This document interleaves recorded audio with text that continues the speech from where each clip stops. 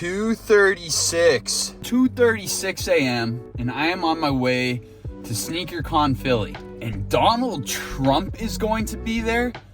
What is going on? This is my second sneaker convention of the year, and I'm really excited, but this is going to be a stupidly interesting one. We got a little bit of snow outside, and we're about to hit the road, so let's get to it.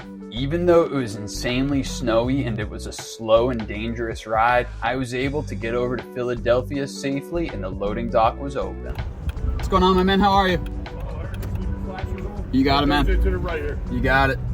Usually when I get to Sneakercon this early, we have to wait outside of the loading dock for a little while, but because we were expecting Trump to be there, we knew that they were trying to get people unloaded as quickly as possible. It's about 5:20. Took me like 2 hours and 50 minutes to get over here because of all the snow that we were having. Hey, we're here. We're still front of the line, so let's get popping. After waiting for about a half an hour, the doors to the convention center finally opened and we were able to take a look inside. Even though I had vended here in 2023, I was still surprised at how big the place was, especially when it was empty and there were no vendors, because you could really get an appreciation for how immense the landscape was. After a couple of minutes of waiting, once the doors had opened, I was finally at the front of the line, and it was time to pick out my table. And I got nice and close to where I was in 2023. All right, very similar spot to where I was last year. We right up against the wall here. We got some homies, some guys that I recognize from previous shows, and the entrance is right over there.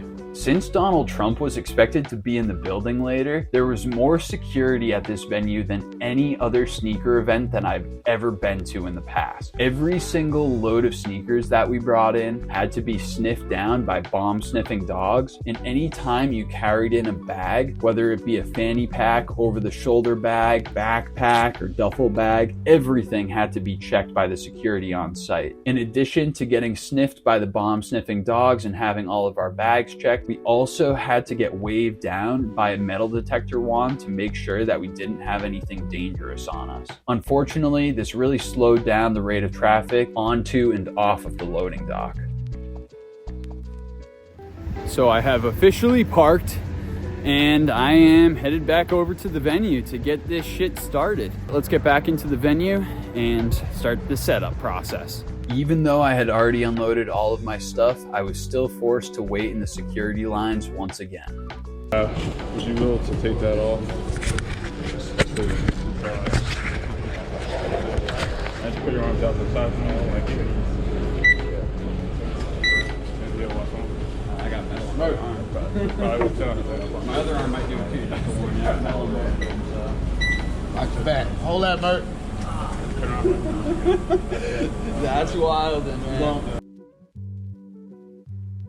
Who would have thought that the metal plates and screws in my arm would set off the metal detectors this morning? That's pretty fucking wild. Even though I was held up at security a little bit because of the plates and screws in my arms, I was able to unload rather quickly. Once I was able to, I set up my table, and because I had so much stuff, it kind of looked a little bit messy since I only had one table to set everything up on, but I felt pretty good about my display at the end of the day. I was able to get all of my for sale items as well as all of my customs out there for display. All done setting up. It's about 10 past 8 and I'm ready to go, but other vendors are still here getting loaded in. Let's browse around real quick while we got the opportunity before the show actually gets started so we can see what other people are setting up with. Huge shout out to my neighbors at the event, Solo Souls NJ and Kutch's Kicks. Those guys held down the fort for me whenever I needed to leave my stand for a couple of minutes, like to get food or go to the bathroom. As I started to cruise around, I noticed that most tables had a ton of their inventory out, but they weren't properly set up yet. I continued to cruise around and I found Restored Soul, and they had a sweet display with a whole bunch of restored kicks that they've done work on in the past several months. And I really appreciated the dope effort that they put together. Rocker Stock Shoes was another group that I saw that was set up pretty much immediately. I don't know how they were able to pull it off. They must have had a display of like 10 tables with some really unique kicks. There were also a bunch of different vendors that had some amazing artwork, and I wish I had a little bit more time to check it out because it was incredibly dope.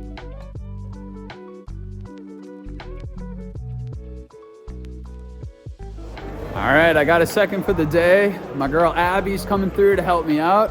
She just got here, so we're gonna go pick her up and let her in the building right quick. Yo, real quick, can we talk about how they're really setting up for Trump to be here? This is insane.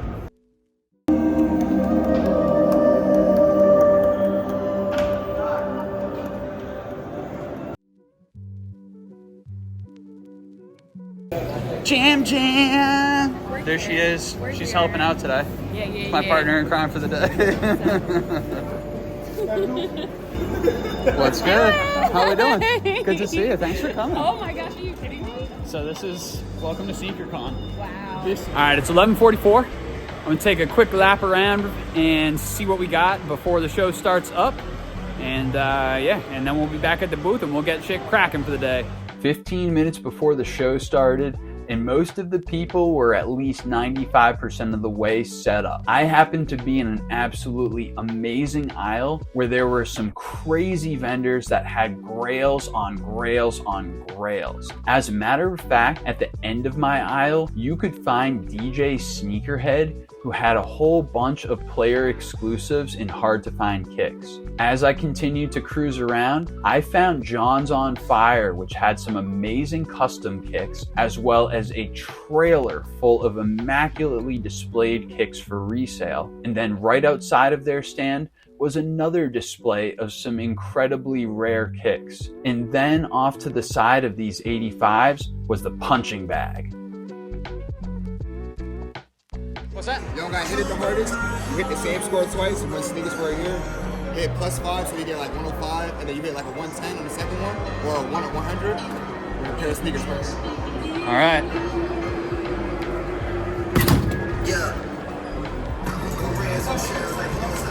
All right, so I got a match, 461, okay. All right, here we go. Oh, I think that's money. Nope. No! I'm so strong. I don't know what I'm doing. Appreciate you guys. Thank you so much. You too. I continued to cruise around and found on the completely opposite side of the convention from me, there were some more amazing displays. While these displays of kicks happened to be more resale style kicks and not quite as many grail style kicks, it was still really cool to see that there was a pretty significant variety of shoes at this event, and some of the stands really didn't seem like they were focused on hype. It's a little bit past 12 now and the show has officially started. People are slowly trickling in because of the increased security for the Trump stuff going on. So it's not really a flood like it normally is when the place opens up, but it is definitely starting to pick up. And I actually just got my first sale of the day, which was awesome.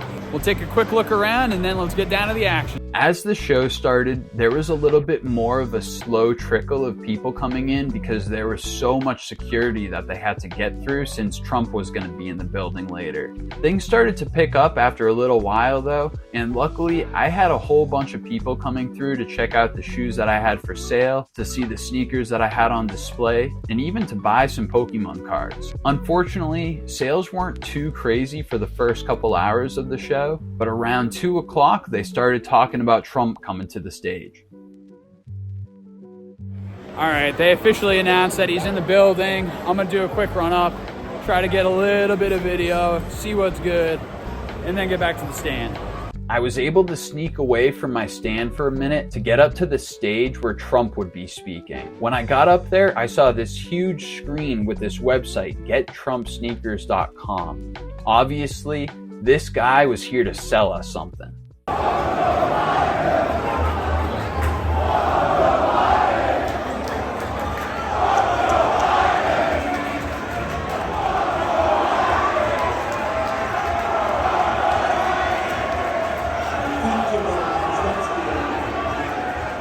So everybody, again, it's been an honor. You stay around and have a lot of fun. These guys do a fantastic job. A great honor to be invited. It's a slightly different audience than I'm used to, but I love this audience. And go out, have a good time. We love you all. Thank you very much. Thank you. At the end of the day, it was really weird that Trump had come to Sneakercon, but I will admit that once he left, my sales picked up a ton. It's about 5 o'clock. We got 2 hours left on the day, and it's been going pretty good. Sold a bunch of pairs and just kind of clearing out some inventory. So let's take a quick look around, see what the place looks like, because it does look like it's starting to clear out a little bit. It's been pretty consistent throughout the day as far as foot traffic is concerned, but definitely starting to die down now that we're reaching the end of the day. Usually at the end of the day, the show slows down pretty substantially, and I start to get a lot of lowball offers where people just want to try to walk out with something for a really cheap price. But that's not how it went for me, and fortunately, the rest of the day stayed busy and I sold a ton. Sneakercon Philly 2024 is a wrap. Actually turned out to be a pretty good day, and I got a lot of a rush at the end.